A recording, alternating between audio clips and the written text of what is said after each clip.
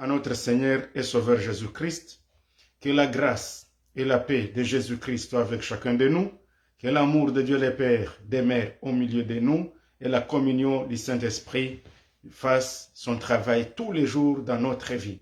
Alors, ça fait un bon moment encore que le Seigneur nous accorde et nous allons lire la parole de Dieu. Bien-aimés, ne me quittez pas, aimez la vidéo, partagez-la, abonnez-vous et Dieu vous bénira au nom du Seigneur Jésus-Christ. La même vidéo que je vous transmets sous le nom de AC Mwami AC sur Facebook se trouve aussi Mwami Chokoro sur YouTube. Nous lisons la parole de Dieu au nom de Jésus-Christ. 1 Pierre, chapitre 1er, je vais lire le verset 13 suivant et 2 Pierre, chapitre 3, le verset 1er jusqu'au 3e. Au nom de Jésus-Christ, nous lisons tous ensemble. 2 Pierre, chapitre 1, je suis au verset 13. Et je regarde comme un devoir, aussi longtemps que je suis dans cette tente, de vous tenir en éveil par des avertissements, car je sais que je la quitterai subitement, ainsi que notre Seigneur Jésus-Christ me l'a fait connaître. Verset 1er de Pierre chapitre 3. Voici déjà, bien-aimés, la seconde lettre que je vous écris. Dans l'une et dans l'autre, je cherche à éveiller par des avertissements votre saine intelligence, afin que vous vous souveniez des choses annoncées d'avance par les saints prophètes et du commandement du Seigneur et Sauveur enseigné par ses apôtres. Sachez avant tout que dans les derniers jours, il viendra des moqueurs avec leurs railleries et marchant selon leurs propres convoitises. Que le nom du Seigneur soit grandement béni. Chers serviteurs, servantes de Dieu, chers enfants de Dieu, la joie est immense dans mon cœur quand je partage ces sujets avec vous. Le sujet de ce jour s'intitule « Faisons notre devoir avant de dormir ». Faisons notre devoir avant de dormir. Fais ton devoir avant de dormir, que je fasse le mien avant de dormir, que ton voisin, celui qui est à tes côtés, que chacun de nous fasse son devoir avant de dormir. Prions. Seigneur notre Dieu, nous te rendons toute gloire. Nous venons auprès de toi, toi qui règnes en seul maître, vrai et digne de gloire, de louange et d'adoration. Parle-nous, Seigneur. Réveille notre conscience pour que chacun de nous fasse son devoir avant qu'il ne dorme. Au nom de Jésus-Christ. Amen. Tous, ou du moins certains d'entre nous, vous avez eu la grâce d'aller à l'école. Et chaque élève, chaque étudiant, chaque professeur, chaque maître, chaque enseignant, enseignante, professeur, quand il enseigne des leçons, quand il enseigne sa matière, il donne à la fin de sa matière des devoirs à ses étudiants, étudiantes, et chaque étudiant doit retourner chez lui. Une fois étant chez lui, il doit veiller à ce que le matin, lorsqu'il va revenir à l'école, que son devoir soit prêt et qu'il puisse le remettre à son professeur. Étant à l'école, aucun enfant ne peut, ou aucun élève, aucun étudiant, étudiante, ne peut être à la maison dans des distractions, en train de suivre les jeux, en train de jouer sur son téléphone, en train de jouer, je ne sais pas, les matchs, peu importe ce que vous aimez, oubliant que vous avez un devoir à faire. Si du moins vous êtes un étudiant, une étudiante, et vous avez l'objectif de réussir à l'école, la première chose que vous devez faire avant de dormir, c'est de vous rassurer que vous avez fait votre devoir et que vous l'avez bien fait. Quand vous quittez l'école, vous avez suivi une formation, vous avez suivi la matière auprès de votre maître, auprès de votre professeur. Lorsque vous revenez à la maison, après avoir pris une petite pause, vous avez peut-être mangé un tout petit peu, avant de dormir, vous pouvez faire n'importe quoi, mais avant de dormir, vous devez vous rassurer d'avoir fait les devoirs. Sinon, si vous attendez à faire les devoirs, le matin, quand vous allez vous réveiller pour retourner à l'école, ces devoirs n'auront pas été faits ou vous ne les ferez pas bien. Et la réalité est telle que quand vous revenez à l'école, vous allez vous rendre compte que vous avez perdu du temps. Il en est de même dans notre vie. Nous avons un maître, le Seigneur Jésus-Christ. Il était venu sur la terre et il est venu enseigner. C'est pourquoi d'ailleurs, ses disciples les appelaient rabbis, c'est-à-dire les maîtres. Et c'est ainsi que tous ceux qui suivent Jésus-Christ, il nous appelle aussi ses disciples. Au fait, quand il parle des disciples, c'est parce qu'il veut souligner la relation entre un professeur et un élève, un professeur et un apprenant, donc un maître et un disciple. Bien-aimés, tous qui avons reçu Jésus comme Seigneur et Sauveur, nous sommes ses disciples, nous sommes ses apprenants, nous sommes ses élèves, nous sommes ses étudiantes et étudiants. Alors, comme nous sommes là, les maîtres, avant de partir, il nous a laissé chacun un devoir. Un devoir, c'est une responsabilité à faire. Un devoir, c'est une tâche que nous devons faire. Et lorsqu'on nous donne la tâche, nous comprenons que le maître viendra et il va nous vérifier si chacun de nous a fait sa tâche. Et à cela, nous voyons que de même manière qu'on dort physiquement, le soir, il arrivera aussi un moment où chacun de nous va dormir, c'est-à-dire la mort. Parce que dans la Bible, le fait de dormir ne signifie pas seulement dormir comme on le fait et vous vous réveillez le matin, mais un jour, ça va signifier aussi dormir, c'est-à-dire vous mourrez pour attendre le réveil, c'est-à-dire la résurrection ou l'enlèvement. Que Dieu nous aide au nom du Seigneur Jésus-Christ. Alors, revenons à notre texte. Le Seigneur Jésus-Christ, qui était avec ses disciples, dont l'un s'appelle Pierre, et c'est dans l'épître de Pierre que nous venons de lire, Pierre nous dit ce qui suit. Quand nous lisons les textes qu'on venait de dire, il dit, écrivant, il dit, Simon Pierre, serviteur et apôtre de Jésus-Christ, à ceux qui ont reçu en partage une foi de même prix que la nôtre, par la justice de notre Dieu et du Seigneur Jésus-Christ, que la grâce et la paix vous soient multipliées par la connaissance de Dieu et de Jésus, notre Seigneur. Ainsi donc, les destinataires de ce message, c'est tous ceux-là qui ont reçu en partage une foi du même prix que la nôtre. Que Dieu soit béni. Si tu as reçu la foi du même prix, c'est-à-dire la foi, son prix dont Jésus-Christ a payé par sa vie à la croix, il est mort, il a accepté toutes sortes d'humiliations, d'injures, il a été flagellé, il a été flagellé, il a été battu, il a été percé et le sang a coulé. Alors, il est mort, il est ressuscité et nous avons cru en lui. Alors, Pierre écrit disant que à tous ceux-là qui ont reçu en partage cette foi du même prix que la nôtre, par la justice de notre Dieu et du Seigneur Jésus-Christ, il nous déclare que la paix et la grâce nous soient multipliées par la connaissance de Dieu et de Jésus, notre Seigneur. Bien-aimés, je vous souhaite les mêmes vœux. Que la grâce et la paix vous soient multipliées par la connaissance de Jésus-Christ, par la connaissance de Dieu et de Jésus-Christ, notre Seigneur et Sauveur. Pierre écrivant, il dit, il regarde comme un devoir. Il dit, aussi longtemps que je suis dans cette tente. Lorsqu'il parle de la tente, il sous-entend son corps. Puisque Pierre comprend que l'homme n'est pas seulement le corps. Nous avons une âme, nous avons un esprit. Et un jour, cet esprit, puisque dans Job, la Bible dit qu'en réalité, en l'homme, ce n'est que l'esprit. C'est-à-dire, en réalité, ce que nous sommes, nous, c'est l'esprit. Alors, lorsque nous, en tant qu'esprit, nous vivons dans le corps, nous disons que nous vivons dans une tente. Alors, Pierre dit ce qui suit, aussi longtemps que je suis dans cette tente, aussi longtemps que je suis dans ce corps, donc aussi longtemps que je vis, aussi longtemps que je respire, il dit, je regarde comme un devoir de vous tenir en éveil par des avertissements. Pierre reconnaît qu'il a un devoir. Alléluia.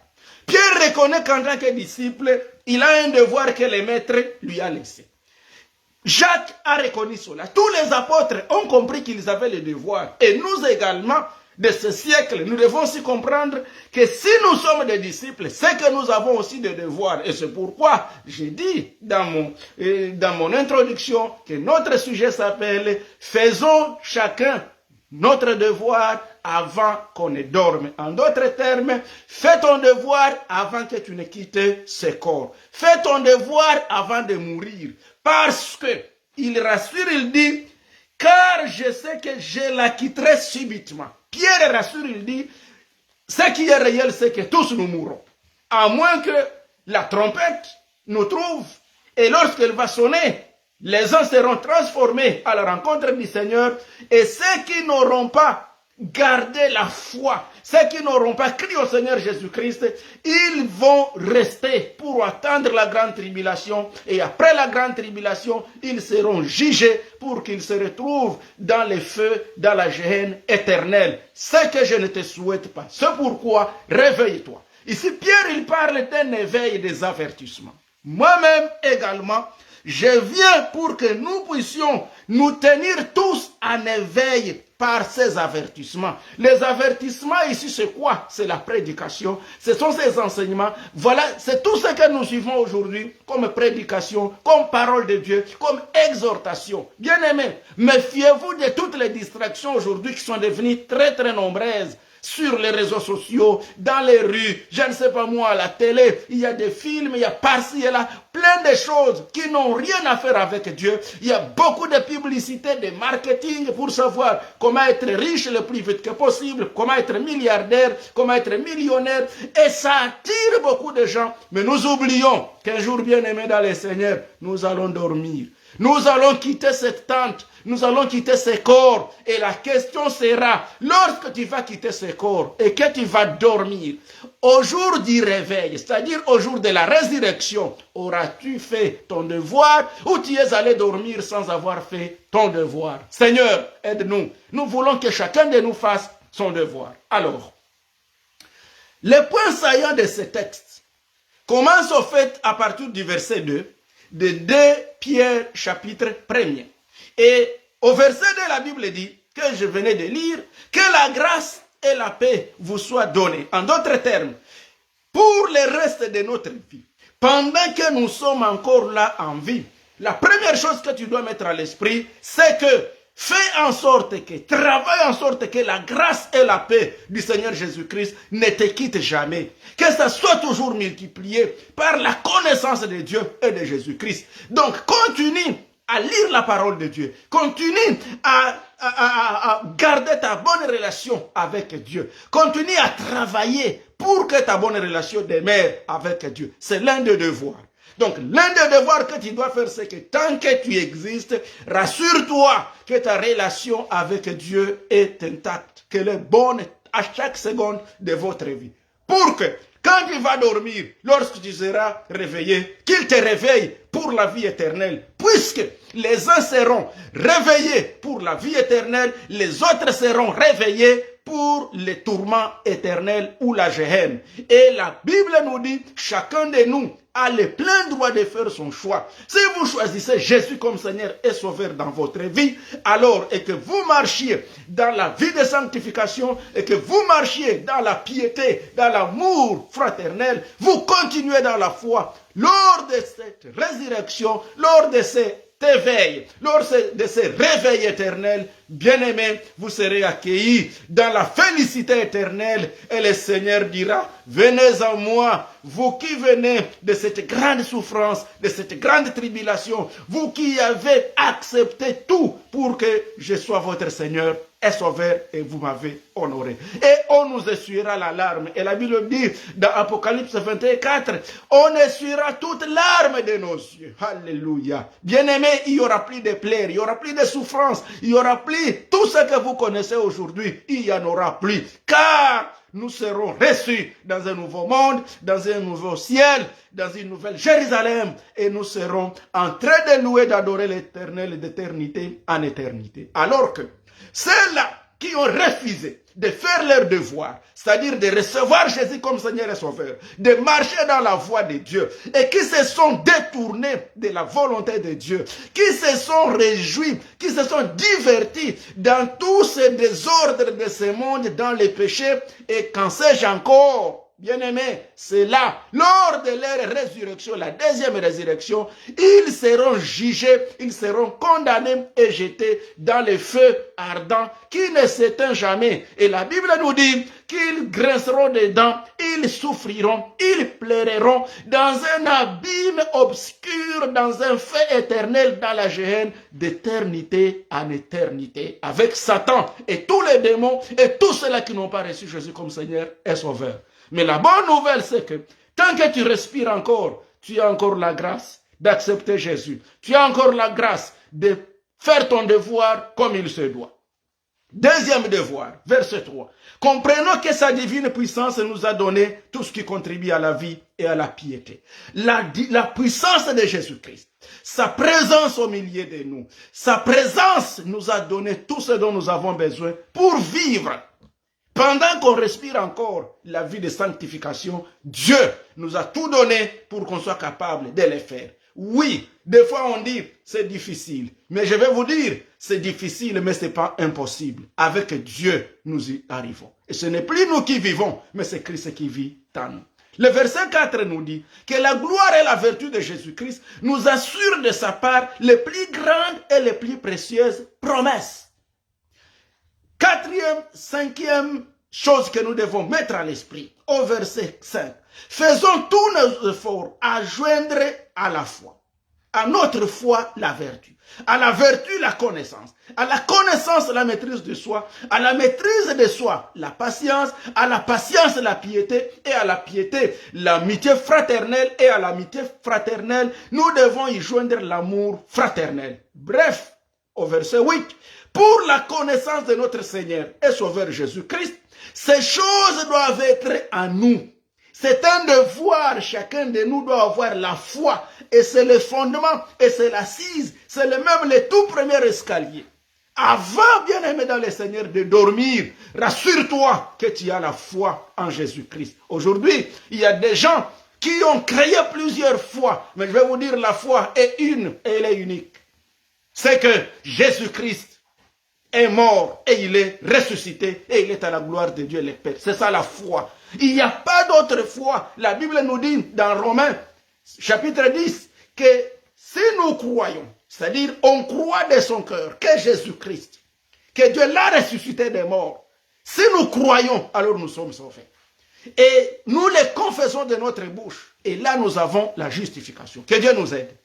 Ainsi donc, la foi c'est le fondement. La deuxième chose que chacun de nous doit avoir. Donc, vérifie si tu as fait ces devoirs-là. Vérifie si tu as encore la vraie foi, la saine doctrine. Pas de distraction, de discipline de telle ou telle confession religieuse, mais la foi en Dieu, la foi en Jésus-Christ, le seul Seigneur et Sauveur. Si tu ne l'as pas bien aimé dans le Seigneur, cherche à remplir ce devoir. C'est un devoir très important. La vertu, c'est la disposition constante du chrétien à faire le bien. Et ce qu'on doit aussi avoir, la connaissance, la science.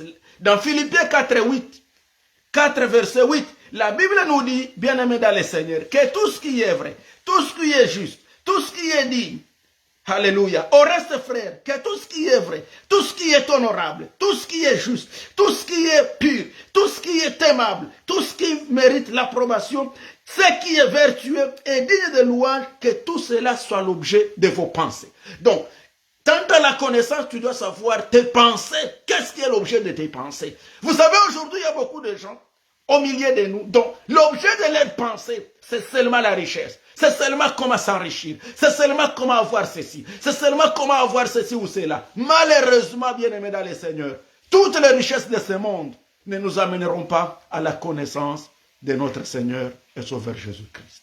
Bien entendu, je ne refuse pas, vous avez besoin de ces richesses. Mais que les richesses ne soient pas l'élément principal de notre conduite envers Dieu. Parce qu'il y en a qui ont suivi le Seigneur parce qu'on leur a prêché un évangile comme quoi, si vous recevez Jésus-Christ, vous serez riche. Bien-aimés, la croix à laquelle nous avons cru, la croix de Jésus-Christ a des faces. Il y a la persécution et il y a aussi la bénédiction. Et nous croyons aux deux. Nous croyons, oui, que si vous croyez au Seigneur Jésus-Christ, nous mangerons les meilleures productions de la terre. Mais aussi, tous ceux qui auront accepté de croire au Seigneur Jésus-Christ, ils seront aussi persécutés. Donc la persécution aussi existe, la souffrance, la maladie, ceci ou cela, les manques, la pauvreté, la misère, tout cela aussi existe. Mais l'élément important, c'est la foi en Dieu. Gloire au Seigneur Jésus. Que vous soyez bénis matériellement, que vous soyez bénis financièrement ou pas, bien-aimés, ne trahissez pas la foi. Ne trahissons pas le Seigneur Jésus-Christ. C'est un devoir. Et Pierre répète, moi aussi longtemps que je suis dans cette tente, je regarde ceci comme un devoir d'éveiller, bien-aimé dans le Seigneur, chacun de nous par des avertissements. Et moi-même aussi, je prends aussi la parole au nom de Pierre. Ou comme Pierre, j'ai aussi le devoir de réveiller et d'éveiller les consciences. Alléluia. Que Dieu nous aide. Bien-aimé, réveille-toi. Réveille-toi avant que tu ne dormes pour l'éternité. Réveille-toi, bien-aimé dans le Seigneur. C'est un bon moment. Fais d'abord ton devoir avant de dormir. Avant de dormir, tant que tu es encore dans cette tente, regarde si tu as bien fait ton devoir. Lis et relis. C'est alors que tu vas te reposer. Et quand tu vas te réveiller, tu dois présenter ton devoir à ton professeur et tu seras bien coté. Que Dieu nous aide. La maîtrise de soi, c'est la tempérance. La patience, attendre le temps de Dieu pour l'accomplissement de ses promesses et puis nous supporter les uns les autres. La piété sous-entend la sanctification, la crainte de Dieu. L'amitié fraternelle, c'est-à-dire un amour fraternel. Aimons-nous les uns les autres. L'amour, c'est la charité. Et Jésus-Christ le dit, aimons-nous les uns les autres d'un amour vrai et sincère, sans hypocrisie. Et il ajoute, il dit, et à ceci, tous connaîtront que vous êtes réellement mes disciples. Voici les devoirs. Et au verset 9 de 2 Pierre chapitre 1er, celui en qui ces choses ne sont point est aveugle. Alors que ceux-là qui ont ces choses à nez ont les yeux ouverts. Alléluia. Donc, celui en qui il n'y a pas la foi, pas la vertu, pas la connaissance, pas de maîtrise de soi, pas de patience, pas de piété, pas d'amitié fraternelle, pas d'amour, en celui-là est aveugle. C'est-à-dire, c'est celui qui commence à dormir, il somnole, oubliant qu'en tant que disciple, en tant qu'élève, nous devons d'abord faire le devoir avant de dormir.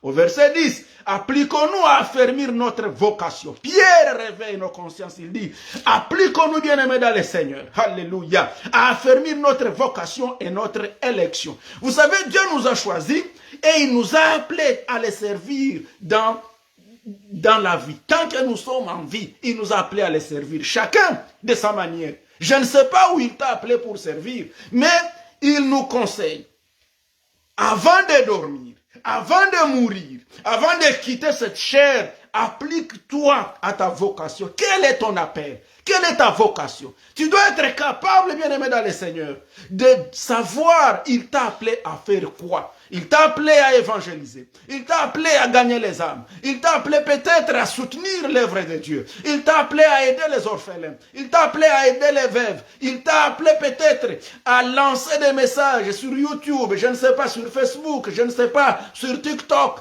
Qu'est-ce que tu fais? Est-ce que tu fais bien ton devoir? Alléluia. Est-ce que tu fais bien ton devoir? Est-ce que tu n'es pas dans les distractions? Bien-aimé dans les seigneurs, nous avons été élus. Ils ne sont pas nombreux qui ont eu cette grâce d'être choisis par Dieu. Et si tu as eu cette grâce, bien-aimé, la question, est-ce que tu as bien fait ton devoir? Et je vais ajouter une autre question. Pose-toi la question. Et si aujourd'hui, il te disait, viens, est-ce que tu seras satisfait de l'œuvre que tu auras faite sur terre? Bien-aimé, que Dieu nous pardonne, que Dieu nous aide. Quand je vois certains serviteurs de Dieu sont en train de mourir, j'en connais qui avaient encore de grandes visions. J'en connais ceux avec qui on parlait et qui nous disaient des projets qu'ils avaient encore pour l'œuvre de Dieu. Mais malheureusement, ils sont partis. Ils n'ont plus cette opportunité. Donc, si toi et moi, nous sommes encore en vie aujourd'hui, bien-aimés dans le Seigneur, gagnons le temps. La Bible nous dit, rachetons les temps, car les jours sont mauvais. Les jours sont mauvais, rachetons les temps. Fais ton devoir avant de dormir.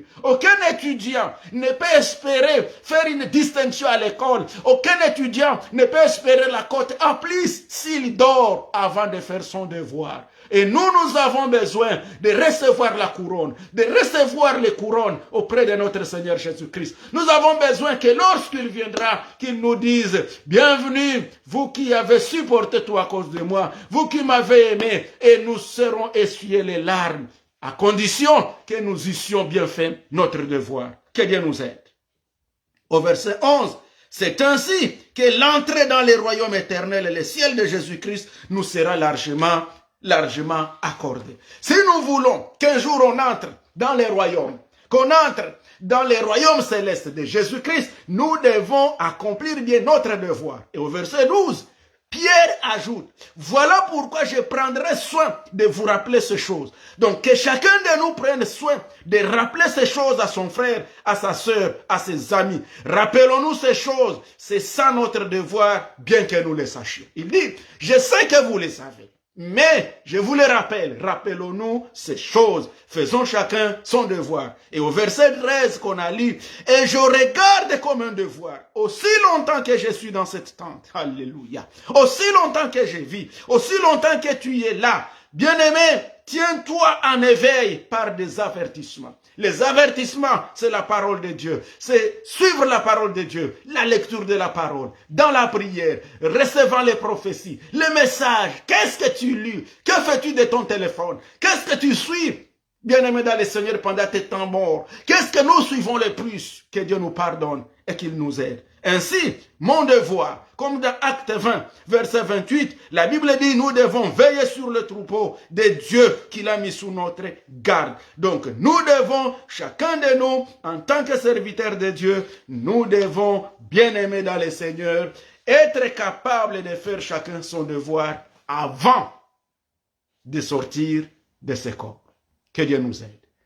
Enfin, je vais vous dire que chacun de nous a un devoir. Quand nous avons reçu Jésus comme Seigneur et Sauveur, nous sommes devenus des disciples. Puisque Jésus lui-même a dit, allez et faites de toutes les nations mes disciples. Enseignez-les, alléluia, baptisez-les au nom du Père, du Fils et du Saint-Esprit et enseignez-les à observer tout ce que je vous ai prescrit. Et il dit, voici, je serai avec vous jusqu'à la fin du monde. Alors, si nous sommes des disciples, nous devons faire le devoir. Parce que chaque disciple, chaque étudiante doit remettre les devoirs à son maître. Et je vais vous dire que notre Seigneur revient bientôt. Il est proche, il a besoin que chacun lui donne les rapports, que chacun lui remette son devoir. Qu'est-ce que tu diras? Qu'est-ce que tu diras? Qu'est-ce que tu donneras comme rapport? Tu lui diras, Seigneur, ce que tu m'avais donné là, je savais que tu étais méchant, je l'ai caché. Et le Seigneur te dira, va dehors, tu as été un mauvais serviteur. Que Dieu nous aide et qu'il nous pardonne. Bien-aimés, nous allons prier. Fais ton devoir avant de dormir. Faisons notre devoir avant de dormir. Propageons l'évangile, prêchons l'évangile. Prions les uns pour les autres. Encourageons-nous les uns les autres. Travaillons les uns pour les autres. L'amour fraternel, bien-aimés dans le Seigneur, Jésus revient bientôt. Que Dieu vous bénisse. Éternel Dieu de toute gloire et de toute bonté, merci pour ce temps merveilleux que tu nous donnes. Je te prie, Père, fais-moi grâce. Fais grâce à tous mes auditeurs, que chacun de nous fasse son devoir avant de quitter cette tente. Oui, un jour nous la quitterons, mais Seigneur, fais-nous grâce. Nous voudrions quitter cette tente sans remords. Nous voudrions quitter cette tente lorsqu'on aura accompli la bonne tâche. Comme Paul l'avait dit, Paul a dit, j'ai combattu le bon combat, la course je l'ai achevée. Oh Seigneur, qui peuvent aussi dire au milieu de nous que oui, je pars, mais j'ai achevé la course. Seigneur, aide-nous à pouvoir travailler durement avant, Seigneur, que nous ne dormions. Au nom de Jésus, bénis chacun de nous. Et ceux qui travaillent, bénis-les, garde-les, encourage-les, soutiens-les. Au nom de Jésus, Amen. Que Dieu nous bénisse, au nom du Seigneur Jésus-Christ. Amen. Et à la prochaine, bien-aimés, faisons bien, faisons chacun son devoir avant de dormir. Amen.